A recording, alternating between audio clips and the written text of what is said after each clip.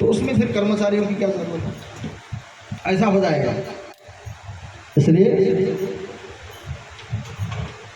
भगवान अपने गुरुपुत्र पंडित को उस आत्मा को प्राप्त करते हैं और शरीर अपने दिव्य शक्ति के द्वारा शरीर बनाते हैं और उसको लेकर के गुरुदेव के पास, गुरु माँ के पास आते हैं, गुरु दक्षिणा के रूप में प्रस्तुत करते हैं।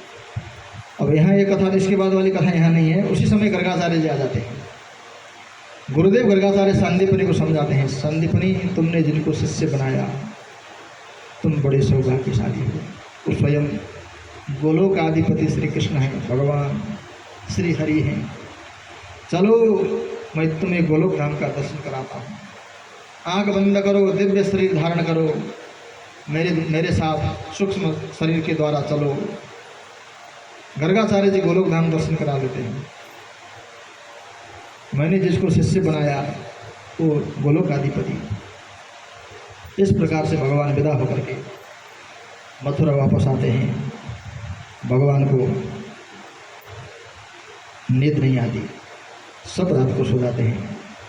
भगवान झरोखे में बाहर जाकर के बैठते हैं, ठंडा हवा चलती है, ठंडा हवा लेते हैं। भगवान अकेले में रोते हैं। उद्धव जी को पता चला, चचेरे भाई हैं उद्धव जी। उद्धव जी आते हैं, समझाते हैं, भगवान आपको क्या हुआ, आप क्यों रोते हैं? मैंने सुना है आप तो ब्रह्म हैं। ब्रह्म का न कोई अपना होता है न पराया होता है, किसके लिए रो रहे हैं आप? तुम नहीं समझोगे उद्धव, तुम नहीं समझोगे। मुझे यशोदा मैया की याद आती है, मुझे नंद बाबा की याद आती है, तुम नहीं समझोगे। मुझे गोपियों की याद आती है, माखन चोरी की याद आती है, मुझे उन साथियों की याद आती है। मुझे निद्रा नहीं आती, यहाँ नींद नहीं लगती, मैं जा भी नहीं सकता हूँ। मेरा कर्तव्य मुझे बुला रहा है, मैं वहाँ जाऊँगा फिर प्रेम रस्से में बच जाऊँगा, मेरा कर्तव्य कहाँ जाएगा? उद्धव जी ऐसा करिए, एक पत्र लिखता हूँ, उसको ले जाइए। भगवान ने चिट्ठी लिखी है, ऐसा लिखा है, कहा उद्धव से, कहा श्री कृष्ण ने उद्धव से, तुम जरा गोकुल जाना, वहाँ जाकर गोपियों को कुछ ज्ञान का तत्व बतलाना। आह भर कर रो कर वो एक कहती है, वही मेरे श्याम है, वही मेरे श्याम है। उद्धव जी चिट्ठी लेकर के गए हैं। श्री कृष्ण का वही रथ है जो अक्रूर जी महाराज ले गए थे। उसी रथ में श्री कृष्ण जैसा ही, श्री कृष्ण के ही वस्त्र हैं, पीताम्बरधारी है, स्वरूप भी चचेरे भाई मिलता है। दूर से गोपियों ने देखा, गोपियाँ दौड़ दौड़ के आई, कन्हैया आ गया, कन्हैया आ गया, दौड़ दौड़ के आई। लेकिन नज़दीक जब पहुँचती है तो उद्धव, कहाँ कन्हैया आने वाला है? अब तो बड़ा राजा बन गया ना, अब हमें कहाँ याद करेगा? अब नौकर चाकर दूत सहचर मंत्री संतरी ये सब भेजेगा, वो खुद कहाँ आएगा? वो तो मथुरा का राजा है ना, तो राजा बन गया, उससे हमारी क्या याद आती होगी, हमारा उसको क्या प्रवाह है? इस प्रकार से गोपियाँ कहती है। उद्धव कहते हैं, उद्धव गोपियों वो नारायण है, वो ब्रह्म है, वो भगवान है, उसका कोई नहीं होता है, उसके साथ प्रेम मत करो, वो ब्रह्म है। उद्धव ब्रह्म ज्ञानी है, उद्धव ज्ञान के उपासक है, ब्रह्मवेत्ता है। उद्धव को भक्ति का तनिक भी संचार नहीं है। उद्धव को भक्ति मिले, भक्ति के बिना उद्धव का कल्याण नहीं है। इसलिए भगवान ने उद्धव को भेजा है। और एक पत्र है लो तुम्हारे लिए। सब उस चिट्ठी को छीनने लगी, एक नहीं पकड़ा, एक खोल के पढ़ने लगी, दूसरी छीन लेती है, दूसरी पढ़ने लगती है। पढ़ना जानती नहीं, पढ़ने लगती, पढ़ी लिखी नहीं है, कख आ नहीं जानती है, सब पढ़ना चाहती है। मैं पढ़ूंगी, छीनते छीनते छीनते फट गई चिट्ठी के टुकड़े टुकड़े हो गए, उसके अक्षर सब कहाँ चले गए। गोपियाँ रोने लगी। इस प्रकार से उद्धव समझा रहे थे और गोपियाँ, तुम पागल हो, तुम बेवकूफ़ हो, मुझे हमें समझा रहे हो? हमारा कन्हैया कहीं गया ही नहीं, वो तो यहीं हमारे साथ ही है, हमारे साथ ही है। पागल जैसे कह रही है गोपियाँ, हमारे साथ है वो कहीं गया नहीं है। तुमने किसकी चिट्ठी आई थी? वो तो चिट्ठी वैसे हम पढ़ रहे थे।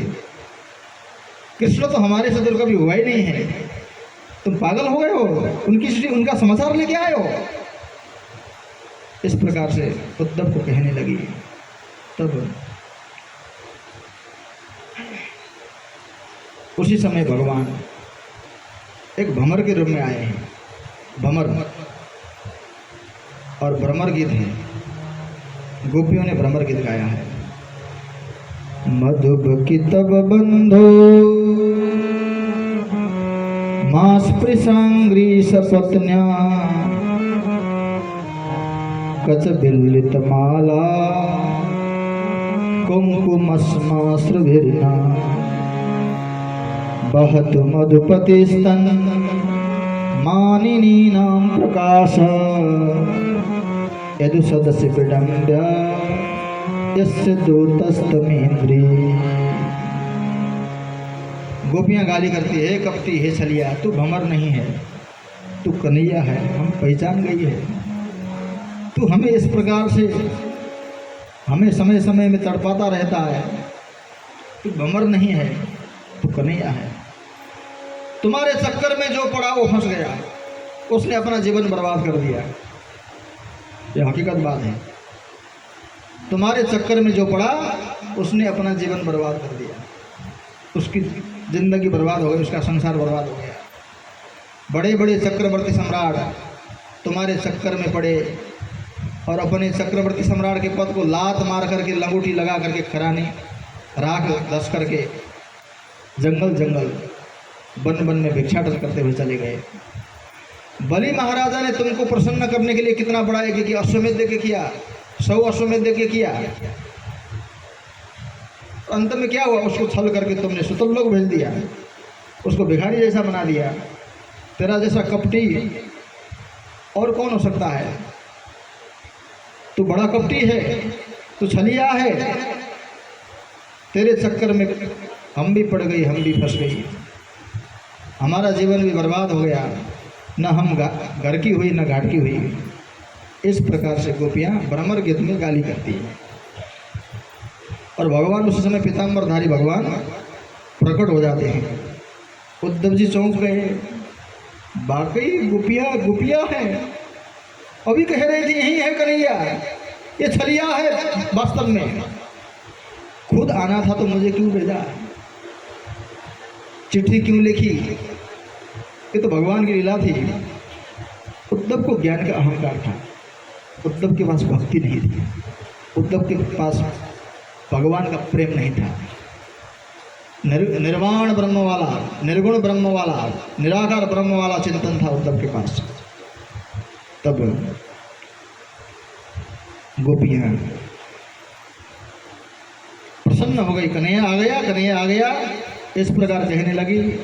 उद्धव जी ने दर्शन किया, गोपियों ने दर्शन किया और थोड़ी देर में गाली सुन करके भगवान फिर गायब हो गए। फिर गोपियाँ रोने लगी, चिल्लाने लगी, कहाँ छोड़ के चले गए प्रभु, कहाँ छोड़ के चले गए। उद्धव ने जब गोपियों का प्रेम देखा, उद्धव जी को भक्ति का संचार हो गया, उद्धव जी के अंदर भक्ति आ गई। उद्धव जी अंत में कहते हैं, आसामहो चरण रेणुजुषामहं श्याम वृंदावने किमपि गुल्मलतौषधीना यादुस्त्यजां स्वजनमारे पथं च हित्वा भेजुर्मुकुन्द पदभिं श्रुतिभिर्निज्ञा। आसामहो चरण रेणुजुषामहं श्याम। चाहे वृक्ष बनूं, चाहे पशु पक्षी बनूं, चाहे कीट पतंग बनूं, कुछ भी बनना पड़े, लेकिन इन गोपियों की चरण धूलि को अपने मस्तक में स्नान कर सकूं। जहाँ जहाँ गोपियों का चरण धूल मेरे मस्तक पर पड़े, वंदे नंद प्रजस्त्रीणाम पादरेणुमवीक्षणसः यासां हरिकथोद्गीतं पुनाति भुवनत्रयम्। उद्धव को समझाया है। उद्धव अब समझोगे, यह तो प्रेम की बात है, अब समझोगे।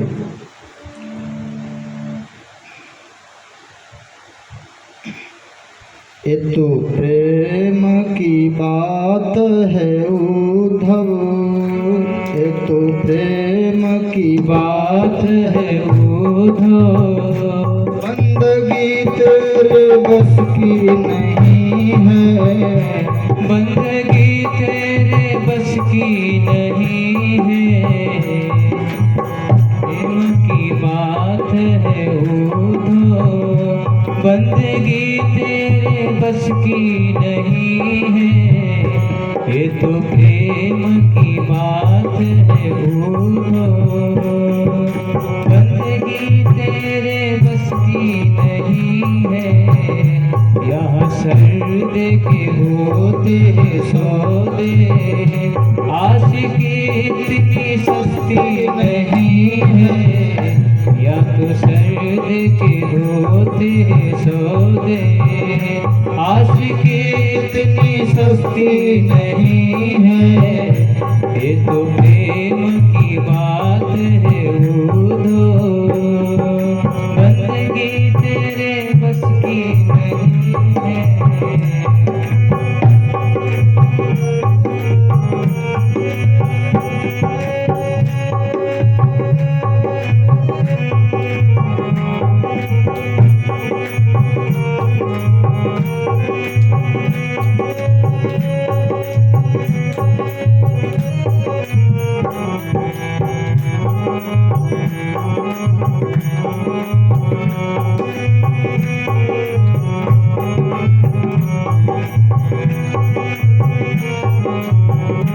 हरि बोल। प्रेम वालों ने कब भक्त पूछा, उनकी पूजा में सुन ले उद्धव। प्रेम वालों ने कब भक्त पूछा, उनकी पूजा में सुन ले उद्धव। यहाँ दम दम पे होती है पूजा, यहाँ दम दम पे होती है पूजा। सर झुकाने की फुर्सत नहीं है, सर झुकाने की फुर्सत नहीं है।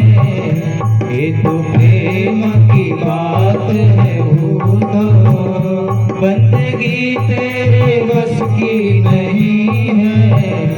ये तो प्रेम की बात है उद्धव।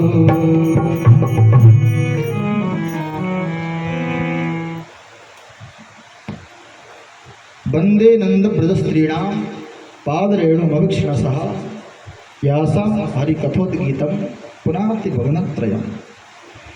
यह उद्धव और गोपी संवाद जो सुनेगा, जो सुनाएगा, गोपी और उद्धव की बात तो छोड़िए, लेकिन जो यह चरित्र सुनेगा और सुनाएगा वो भी त्रिभुवन पवित्र करेगा। गोपी का गुणगान जो सुनेगा और सुनाएगा त्रिभुवन पवित्र करेगा।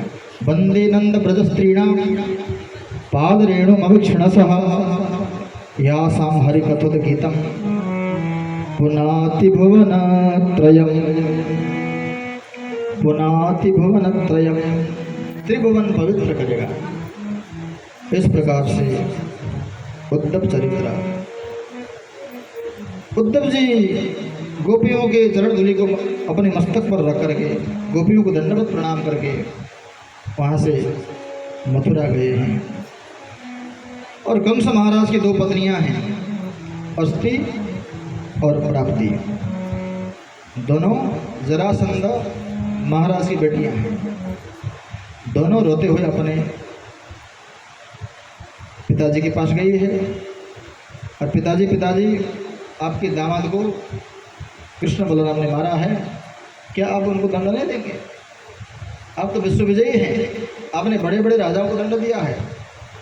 20,000 राजा तो भगवान उनके कैद में हैं, काल कोठरी में हैं, उनको दंड नहीं देंगे आप?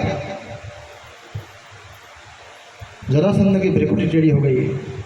मेरी बेटियों को विधवा बनाने वाले उस कृष्ण बलराम को मैं छोड़ने वाला नहीं हूँ। अपनी सेनाओं को तैयार करके जरासंध ने मथुरा के ऊपर आक्रमण किया है। 50वें अध्याय में 10वें स्कंद के 50वें अध्याय में यह कथा है। 50वें अध्याय मतलब 50 वर्ष की उम्र में जरासंध आता है। जरासंध माने, जरा माने बुढ़ापा,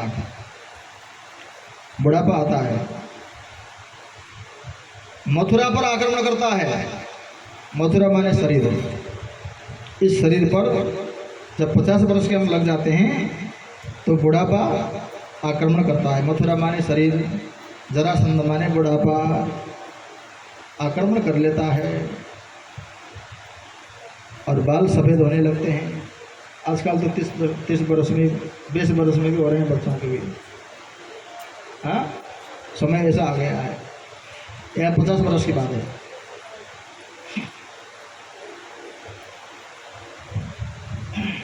जरासंध ने आक्रमण किया, भगवान ने सभी सेनाओं को मारा है। एक बार नहीं, 2 बार नहीं, 3 बार नहीं, 17 बार जरासंध ने आक्रमण किया। 17वें बार भी हारा है और 18वें बार आक्रमण की तैयारी जरासंध कर रहा है।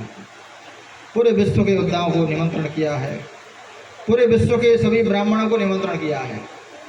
ब्राह्मणों के द्वारा दुर्गा सप्तशती पाठ बिठाया है। सारे ब्राह्मण दुर्गा सप्तशती का पाठ करिए। मेरे विजय के लिए इस बार मैं जीत जाऊं। 17 बार तो हार चुका हूं, इस बार जीत गया। जो दक्षिणा मांगेंगे, जितना दक्षिणा मांगेंगे सब दे दूंगा। अगर इस बार हार गया तो आप सबको फांसी में लटका दूंगा, इस धरती को ब्राह्मण से रहित कर दूंगा, नहीं बख्शूंगा अगर हार गया। और भगवान का नाम क्या है? ब्रह्मण्य देव। नमो ब्रह्मण्य देवाय गो ब्राह्मण हिताय च जगत देताय कृष्णाय गोविंदाय नमो नमः। भगवान ब्रह्मण्य देव हैं।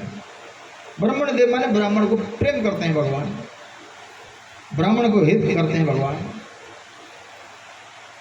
भगवान को चिंता हुई। अब इस बार भी मैं जीत गया, इस बार भी मैंने जरासंध को हरा के भगा दिया तो ब्राह्मण फांसी में लटके, मुझे भी पाप लगेगा। अब भगवान हारने की तैयारी करने लगे। जरासंध जीतने की तैयारी कर रहा है और भगवान हारने की तैयारी करते हैं। और एक तरफ से काल एवं नाम का एक म्लेच्छ आ गया है।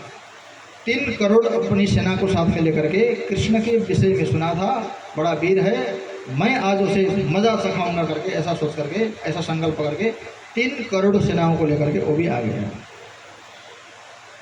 और भगवान श्री कृष्ण अकेले गए हैं काले वन से मिलने के लिए। अकेले जब भगवान गए, काले वन ने सोचा कि डर गया, डर के मारे मेरे शरणागत हो गया, मुझे क्षमा मांगने आया है। तो भगवान ने कहा मैं तुमसे क्षमा मांगने नहीं आया हूँ, तुमसे युद्ध करने आया हूँ और अकेले में युद्ध करूँगा, सेनाओं के साथ नहीं। तुम्हारा और मेरा युद्ध हो जाए तो युद्ध कर लो, फिर आ जाओ। अगर तुम हार गए, तुम्हारी सभी सेनाओं ने मेरे ऊपर आक्रमण कर दिया तो मेरा क्या होगा? इसलिए एकांत में चलते हैं। चलो एक मैदान है, वहाँ चलता हूँ, वहाँ तुम भी चलो मैं भी चलो। और भगवान आगे आगे पीछे पीछे काले वन जाते जाते जाते जाते आगे एक बहुत बड़ा जंगल आया। जंगल के बीच में एक गुफा आया। गुफा में भगवान प्रवेश कर गए। उसने सोचा कि डर के मारे चुप रहा और काले वन के पीछे पीछे चला गया। अंदर एक राजा सोए हुए थे, वृद्ध राजा थे, सोए हुए थे, खराटे ले रहे थे। उनके ऊपर भगवान ने अपना पीताम्बर उड़ा दिया और भगवान अंदर कोने में चले गए गुफा में। जैसे ही काले वन गया, पीताम्बर देखा, पीताम्बर उड़ गया, थक के सो गया है, लात मारने लगा, ए कन्हैया उठ, ए कृष्ण उठ। वो कृष्ण नहीं थे, वो मुचुकुंद राजा थे। वो राजा सोए हुए थे, राजा जागे, क्रोध के मारे आँख आँख लाल लाल हो गई, आँखों से अग्नि की ज्वाला निकली। उस अग्नि की ज्वाला के द्वारा काल एवं भस्म हो गया। उन्होंने देखा पूरा गुफा चमक रहा था।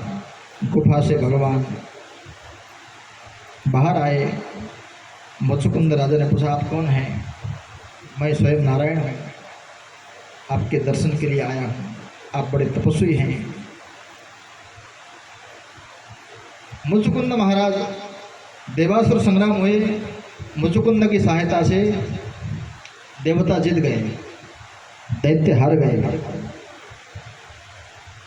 दैत्य के हारने के कारण, देवता के जीतने के कारण देवता प्रसन्न हो गए। तो देवताओं ने आशीर्वाद दिया, क्या मांगना चाहते हो मांगो।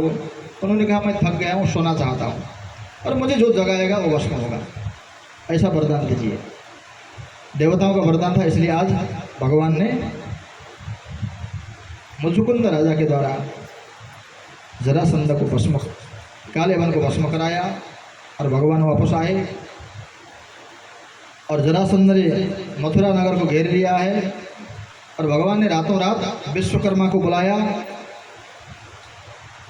समुद्र के बीच में 12 योजन विस्तार वाला द्वारिका नगर का निर्माण कराया। रातों रात सोए हुए मथुरा वासियों को पहुंचा दिया। युद्ध युद्ध नहीं करना है, अब भागना है, भागने की तैयारी करने लगे, क्योंकि ब्राह्मणों को बचाना है। और कृष्ण और बलराम, एक पहाड़ है, पहाड़ में जंगल है, उस जंगल में भगवान अंदर छुपने गए, ऐसा लगा उसको। उसने चारों तरफ पहाड़ को घेरा और उस पहाड़ में आग लगा दिया। अब कृष्ण बलराम यहीं भस्म हो गए, और मथुरा में तो कोई है नहीं, सब भाग गए। निश्चिंत होकर के जरासंध मगध नगर को वापस चला गया। और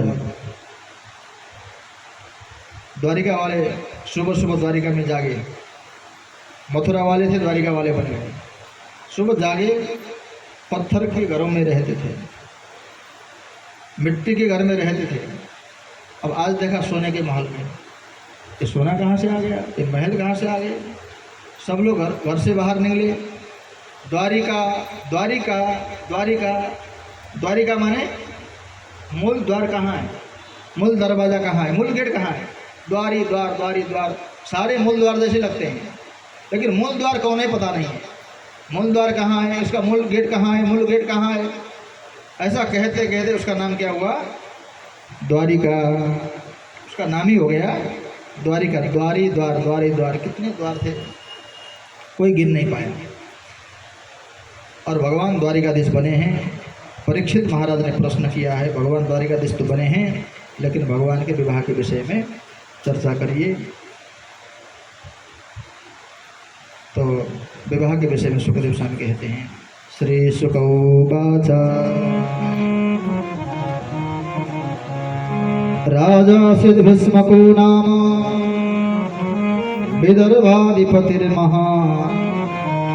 तस्य पंचाभवन पुत्रा कन्यका च वरानना रुग्माग्रजो रुग्मरथो रुग्मबाहुरनन्तरा रुग्मकेशी रुग्ममाली रुग्मिण्येषां सुशासति। विदर्भ नगर के राजा थे। राजा का नाम था भीष्मक। भीष्मक के 5 बेटे थे, और सबसे छोटी बेटियां थी जिनका नाम था रुक्मिणी। रुक्मिणी का विवाह का प्रबंध, रुक्मिणी का जो बड़ा भाई है रुक्मी, उसने शिशुपाल के साथ विवाह करने का प्रबंध हो गया, विवाह का प्रबंध कर दिया। कल बारात आने वाली है, विवाह की तैयारियां हो गई है। रुक्मिणी एकांत में अंतःपुर में अकेली रोती है। एक सखी को पता चला।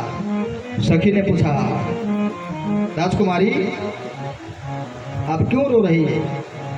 कल तो आपका विवाह है, आपको प्रसन्न होना चाहिए, आप क्यों रो रही है? रुक्मिणी मैया ने कहा, मैं शिशुपाल से विवाह करना नहीं चाहती, मेरे भैया जबरदस्ती करा रहे हैं, मेरी इच्छा नहीं है विवाह करने का। और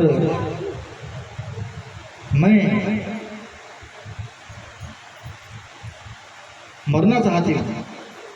शिशुपाल से विवाह करने से बढ़िया मैं मर जाऊंगी, मैं आत्महत्या कर लूंगी। तो किससे विवाह करना चाहती हूँ? विवाह तो करना ही पड़ेगा। तो रुक्मिणी ने बोला, मैं द्वारिकाधीश श्री कृष्ण से विवाह करना चाहती हूँ। तुम तो कृष्ण को चाहती हो, लेकिन कृष्ण तुम्हें चाहते हैं कि नहीं? तुम्हारे चाहने से ही द्वारिकाधीश तुमसे विवाह कर लें, ऐसा तो नहीं है। यदि कृष्ण भी तुम्हें चाहेंगे तो भगवान अवश्य आके तुमको ले जाएंगे। ऐसा करो, तुम एक चिट्ठी लिखो। माता रुक्मिणी ने चिट्ठी लिखा है। एक सुयज्ञ नाम के ब्राह्मण को बुलाया है। वो ब्राह्मण वो चिट्ठी लेकर के द्वारिका गए हैं, द्वारिकाधीश को चिट्ठी दिए हैं। चिट्ठी देते ही द्वारिकाधीश ने कहा, ब्राह्मण आप ही पढ़ लेते। नहीं, ये लव लेटर है। लव लेटर में कुछ भी लिखा हो सकता है, आप खुद ही पढ़ लीजिए। भगवान ने कहा, नहीं, मैं ब्राह्मणों से लव लेटर भी नहीं छुपाता। मैं ब्राह्मण मेरी इतनी पूजा करवाते हैं, सब जजमानों से भी कराते हैं, खुद भी करते हैं, और मैं ब्राह्मणों से लव लेटर छुपा के पढ़ूंगा, अच्छा नहीं लगता है। आप पढ़ दीजिए, मैं सुन लूँगा। रुक्मिणी ने क्या क्या लिखा है पढ़िए।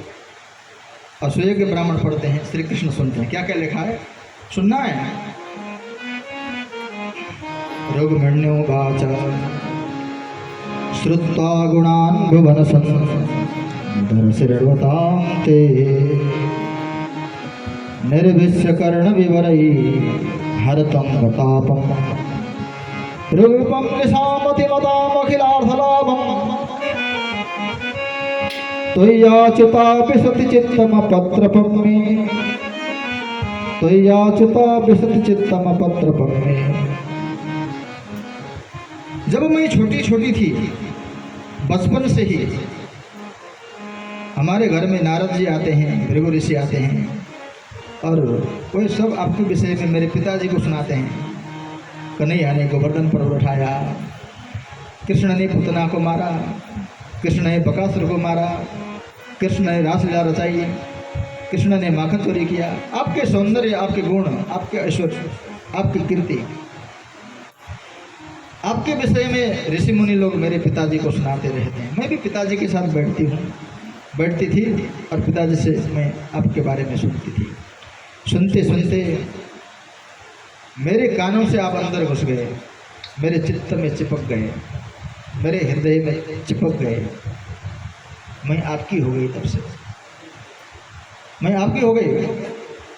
हाँ, आपके विषय में सुनकर के आपका कौन नहीं होना चाहेगा? सब लोग आपका ही होना चाहेंगे, इसमें कोई मेरी गलती नहीं है। लेकिन आप मुझे स्वीकार करेंगे नहीं करेंगे? मेरे यज्ञ, मेरे अनुष्ठान, मेरे जप, मेरे दान, मेरी ब्राह्मण सेवा, कितने जन्मों में मैंने जो भी किया हो, सब पुण्य उदय हो जाए और आप मुझे स्वीकार कर लें। हाँ, यदि आप मुझे स्वीकार नहीं भी करेंगे तो मैं इस शरीर को मैं त्याग देंगे। कल शिशुपाल से विवाह होने वाला है। शिशुपाल रूपी श्यार मुझे स्पर्श कर न सके। मैं नृसिंह की हो चुकी हूँ। आप नृसिंह मुझे स्वीकार नहीं करेंगे तो मैं श्यार की भाग नहीं हो सकती। मैं आत्मदाह कर लूँगी। मुझे 100 जन्म लेना पड़े, मुझे 1000 जन्म लेना पड़े, मैं पुनः अपने तप के द्वारा, अपने पुण्य के द्वारा, अपनी भक्ति के द्वारा आपको मैं प्राप्त करके ही रहूँगी। कितने हजारों जन्म लग जाए, मुझे कोई फिक्र नहीं है।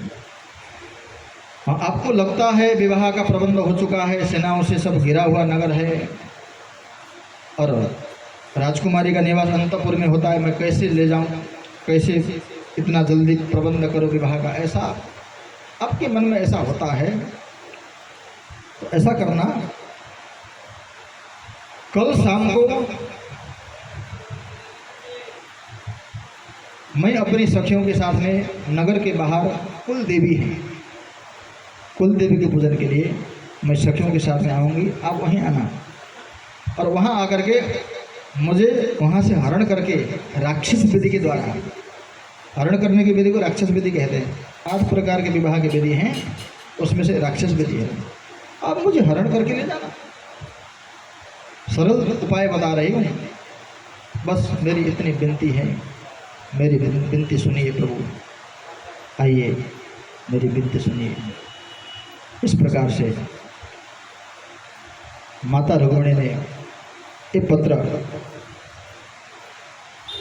लिखा हुआ भगवान ने पढ़ा, सुना, और भगवान ने भी कहा, मैंने भी रुक्मिणी के विषय में सुनाई था, मैं भी रुक्मिणी से ही विवाह करना चाहता था, लेकिन मेरी बुआ का बेटा शिशुपाल का विवाह का प्रबंध हो गया तो मैंने कुछ नहीं बोला।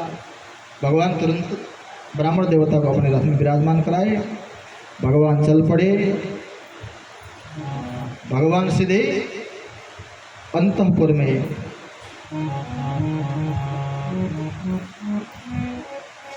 राजा के पास चले गए और राजा ने भगवान का स्वागत किया। भगवान ने प्रणाम किया, बुजुर्ग राजा है ना, प्रणाम किया। द्वारिकाधीश बड़े विनम्र हैं, बड़े वीर हैं, लेकिन फिर भी विनम्र हैं। अंतः गए और राजा ने मनी मन कहा, मैं द्वारिकाधीश को ही अपना दामाद बनाना चाहता था, लेकिन क्या करूँ, ये मेरा दुष्ट बेटा माना नहीं। इसने विवाह का प्रबंध कर दिया, सब बाराती आ गए, अब क्या कर सकता। तो द्वारिकाधीश ने भी मन ही मन कहा, ससुर जी चिंता न करिए, आपका दामाद नहीं हूँ। भगवान ने भी मन ही मन कहा, मुझे जल्दी है, ऐसा कह करके भगवान वहाँ से निकले। जरासंध की सेना आई है, शिशुपाल की सेना है, रुक्मिणी की सेना है, सब सेनाओं ने पूरा नगर को घेर रखा है। कृष्ण आया है, सबको पता चला, सभी सेनाओं ने घेर दिया। ये चोर है ना, चोरने की आदत है, छोटे से ही चोरता रहता है, यहाँ भी कुछ चोरी न कर दे, कहीं रुक्मिणी को न चोरी करे, इसलिए सबने नगर को घेरा है। और भगवान बाहर निकले हैं और माता रुक्मिणी मंदिर पहुंची है अपनी सखियों के साथ में। जनकपुर में भी माता सीता भगवती के मंदिर में वरदान मांगने के लिए पहुंचती है। आइए चौपाई गाते हैं।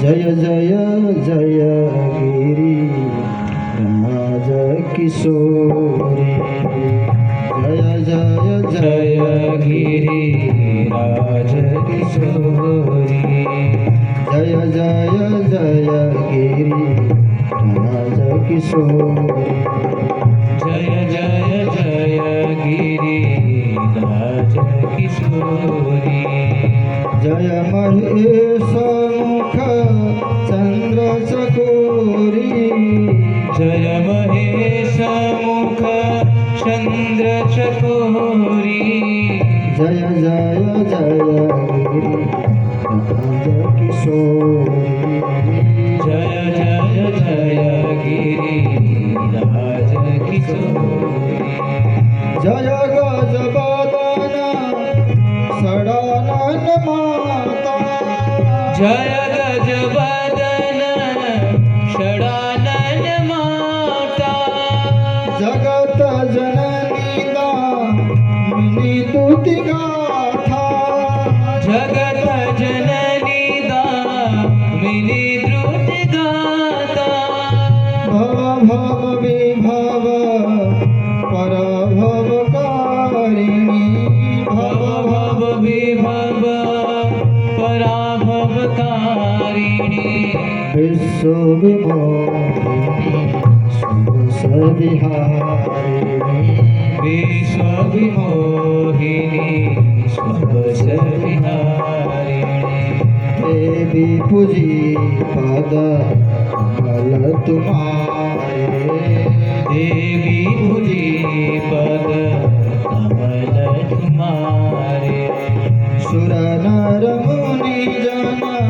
होत सुखारे, सुर नर मुनि जन होत सुखारे, देवी पूजी पद कमल तुम्हारे, देवी पूजी पद कमल तुम्हारे, सर्व मंगल मंगल्ये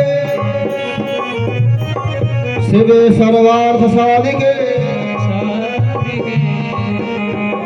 शरणे त्र्यंबके गौरी गौरी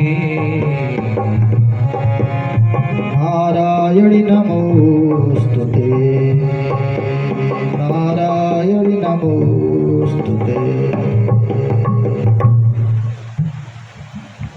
पीछे देखती है द्वारिकाधीश आएगी नहीं आए, कहाँ आएंगे, कोई संभावना ही नहीं आ सकते। तो मैंने बहला लिया, अब मुझे मरना ही पड़ेगा ऐसा लग रहा है।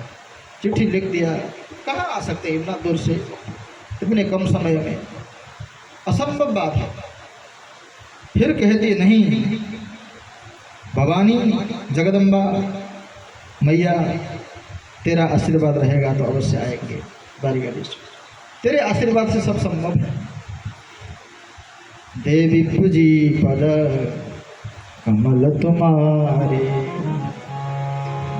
सुर नर मुनि जन होत सुखारे।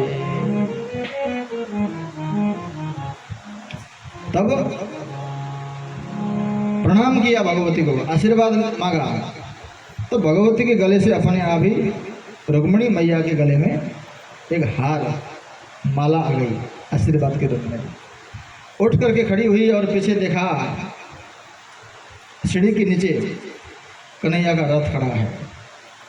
द्वारिकाधीश आ गए, अपनी सखियों के साथ में माता रुक्मिणी सीढ़ियों से नीचे उतरी है। कन्हैया ने हाथ पकड़ा है, रथ में बिठाने लगे हैं। और जो सुरक्षा कर्मी, सुरक्षा गार्ड भेजे हुए थे, भगवान की माया से सब मोहित हो गए। आहा देखो देखो कितनी अच्छी जोड़ी मिल रही है, सुरक्षा करने के लिए भेजे हुए थे सब, कितनी अच्छी जोड़ी मिल रही है। लक्ष्मी नारायण की जैसी जोड़ी, सीताराम की जैसी जोड़ी, कितनी अच्छी जोड़ी मिल रही है। क्या जोड़ी बनाया भगवान ने।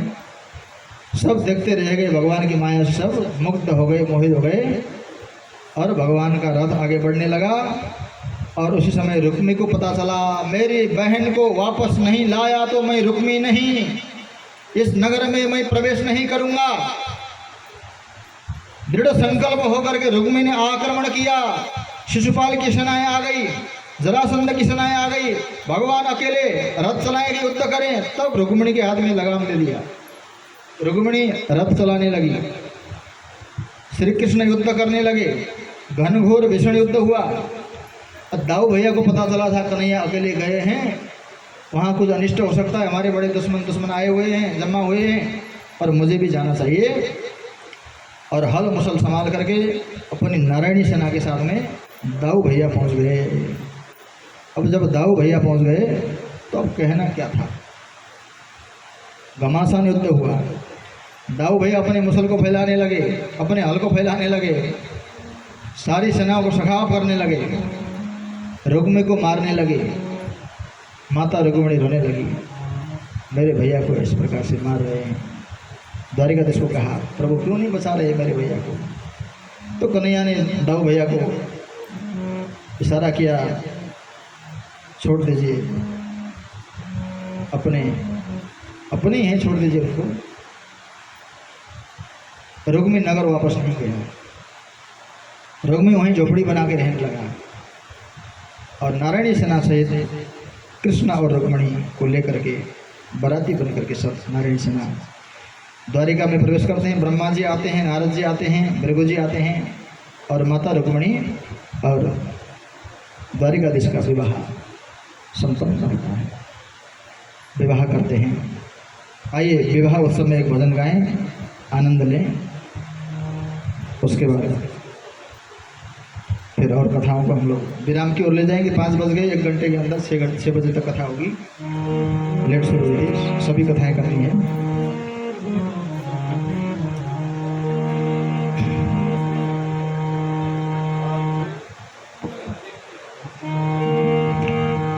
आओ मेरी सखियों मुझे मेहंदी लगा दो,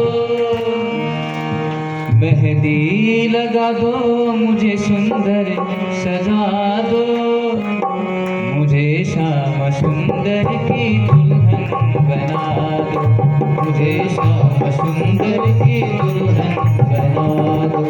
आओ मेरी सखियों मुझे मेहंदी लगा दो, आओ मेरी सखियों मुझे मेहंदी लगा दो, मुझे श्याम सुंदर की दुल्हन बना दो, मुझे श्याम सुंदर की दुल्हन बना दो। हरि बोल। द्वारिकाधीश की जय हो, रघुपति वल्लभ भगवान की। जय हो। विवाह हो रहा है, समझ लीजिए अभी। कल का जो विवाह होना था अभी हो रहा है।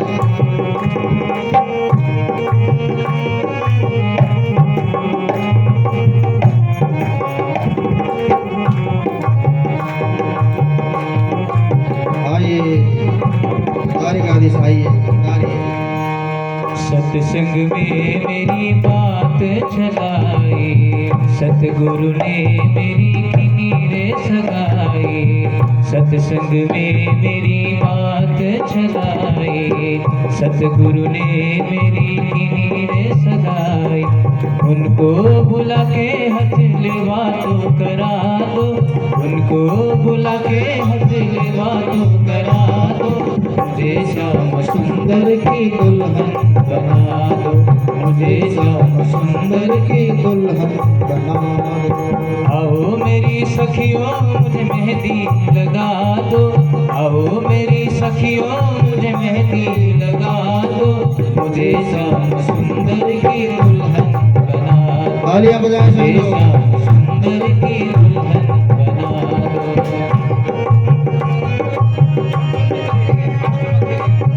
हरि बोल। द्वारिकाधीश की, लक्ष्मी नारायण भगवान की। जय हो।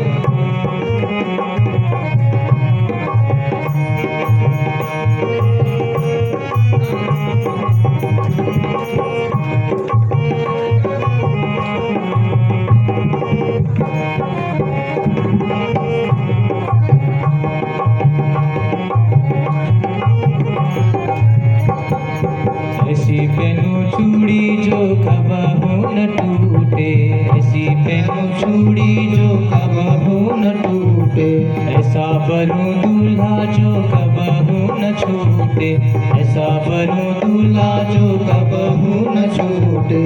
ऐसी पहनूं चूड़ी जो कबहू न टूटे, ऐसी पहनूं चूड़ी जो कबहू न टूटे, ऐसा बनूं दूल्हा जो कबहू न छूटे, ऐसा बनूं दूल्हा जो कबहू न छूटे। अटल सुहाग की बिंदियां लगा दो, अटल सुहाग की बिंदियां लगा दो, मुझे श्याम सुंदर की दुल्हन बना दो, मुझे श्याम सुंदर की दुल्हन बना दो। आओ मेरी सखियों मुझे मेहंदी लगा दो, आओ मेरी सखियों मुझे मेहंदी लगा दो, मुझे श्याम सुंदर की दुल्हन बना दो, मुझे श्याम सुंदर की दुल्हन बना दो। हरि बोल।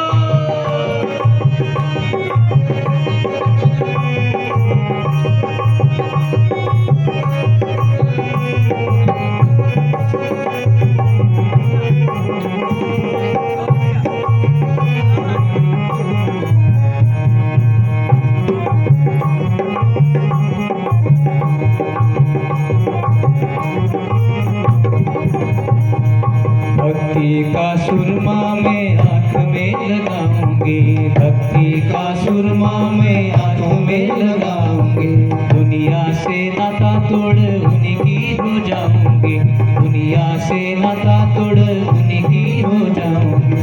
भक्ति का सुरमा मैं आँख में लगाऊंगी, भक्ति का सुरमा मैं आँख में लगाऊंगी, दुनिया से नाता तोड़ उन्हीं की हो जाऊंगी, दुनिया से नाता तोड़ उन्हीं की हो जाऊंगी। सतगुरु को सतगुरु को सतगुरु को बुला के मेरे तो पढ़वा दो, सतगुरु को बुला के मेरे तो पढ़वा दो, मुझे श्याम सुंदर की दुल्हन बना दो,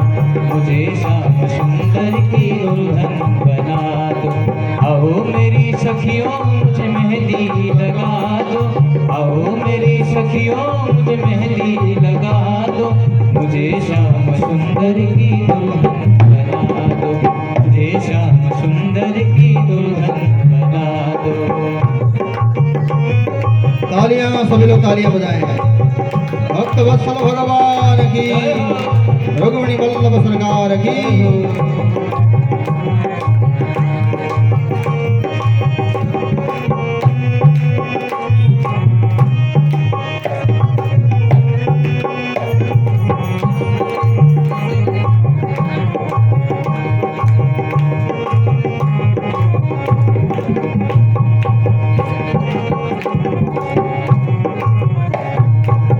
बात के घुंघरू में उनको रिझाऊंगी, बात के घुंघरू में उनको रिझाऊंगी, लेके एक तारा मैं तो शाम शाम गाऊंगी, लेके एक तारा मैं तो शाम शाम गाऊंगी।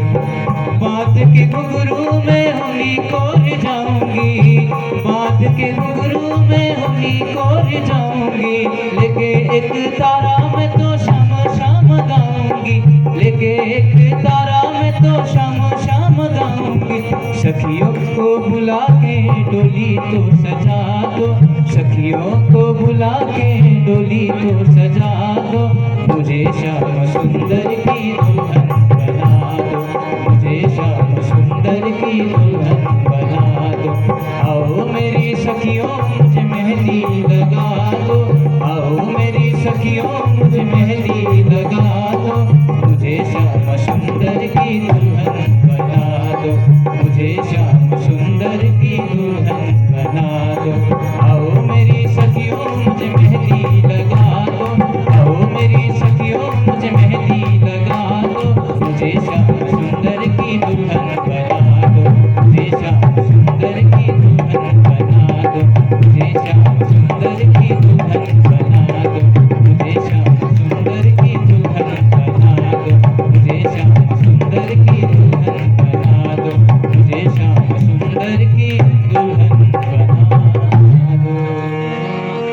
द्वारिकाधीश की जय हो, रुक्मिणी वल्लभ सरकार की। जय हो। अब सभी लोग अपने अपने आसन पे बैठेंगे। अब 1 घंटे की कथा है, ठीक है ना? सब लोग शांत होकर के बैठेंगे, सुदामा चरित्र भी आएगा और आनंद से बैठेंगे। अब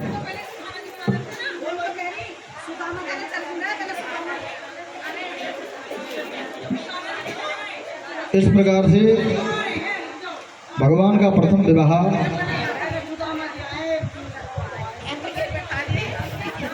रुक्मिणी के साथ हुआ है। हाँ जी माता जी, बैठ जाएं, बैठ जाएं, बैठ जाएं। हाँ जी, हाँ जी, बस हो गया, बैठ जाएं, आप लोग बैठ जाएं, आप लोग बैठिए, बैठिए,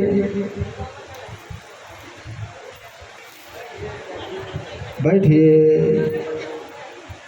बैठिए। हाँ जी, बैठिए, बैठिए, बैठ जाइए सब। अभी आ रही है माता जी।